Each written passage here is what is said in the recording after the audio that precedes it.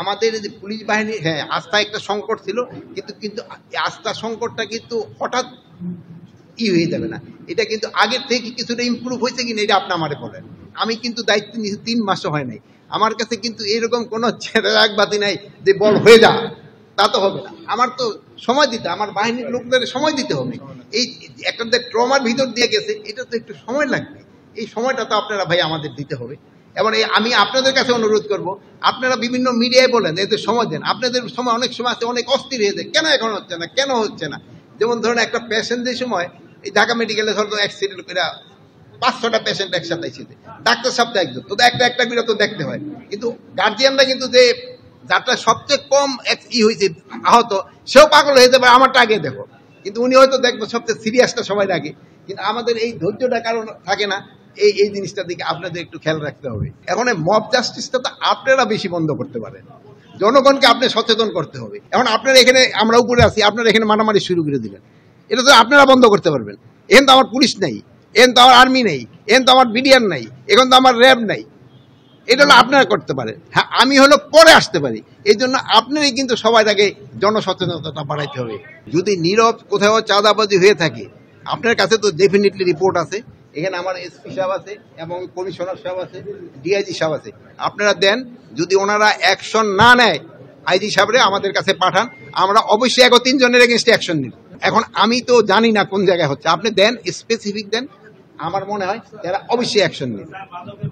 আর মাদকের বিষয়ে আমি এই জন্য মাদকের বিষয়েও টাকা আনা হয়েছিল।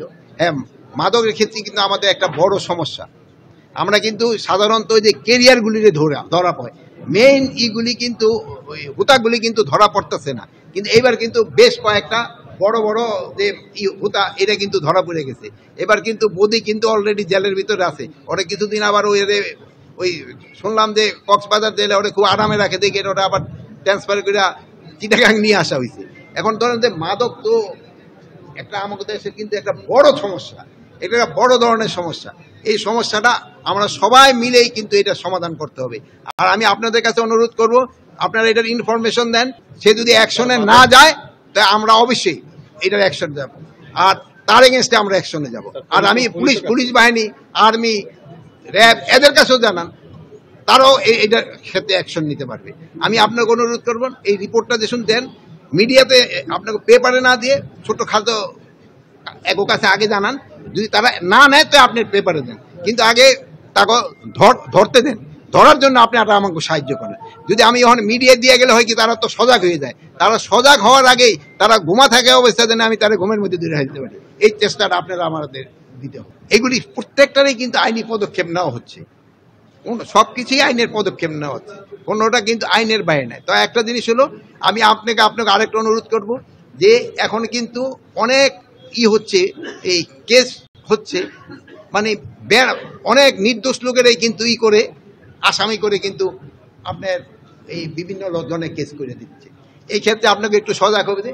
আমি বাহিনী প্রধানদের এদেরও আমি বলছি, যারা এরকম মানে কেস করে, তাদের এগেইনস্টে অ্যাকশন নেওয়া হবে। এখন যদি আপনি একটা খারাপ লোকের আপনি তারা খারাপ বলেন, সেও আপনার এগেইনস্টে কেস করে দিতেছে, বাট সে হইলো খারাপ। আমি বলছি যে এদের যারা এরকম করে, তাদের এগেইনস্টে অ্যাকশন নয়। এই জন্য আমরা কিন্তু স্বরাষ্ট্র মন্ত্রণালয় একটা সার্কুলারও দিয়েছি, যে তারা এরকম যারা করে এই কেসগুলি যতটা সম্ভব না নেওয়ার জন্য, আর নিলেও ওই বাদীরে অ্যাকশনে আনার জন্য। আরেকটা জিনিস হলো, আগে কিন্তু পুলিশ বাদী হইয়া অনেকগুলি আসামি দিত, কিন্তু এখন কিন্তু পুলিশ বাদী হইয়া কেস দেয় না। এখন বাদী হইয়া অনেকগুলি আসামি দেয় কিন্তু সাধারণ পাবলিক। অনেক সময় আছে যে বিভিন্ন জায়গা থেকে প্রেশার দিয়ে তারা কেসটা নিয়ে নেয়। এগুলি ক্ষেত্রে আমরাও যেমন সজাগ আছি, আপনারও জনগণকে সজাগ করতে হবে।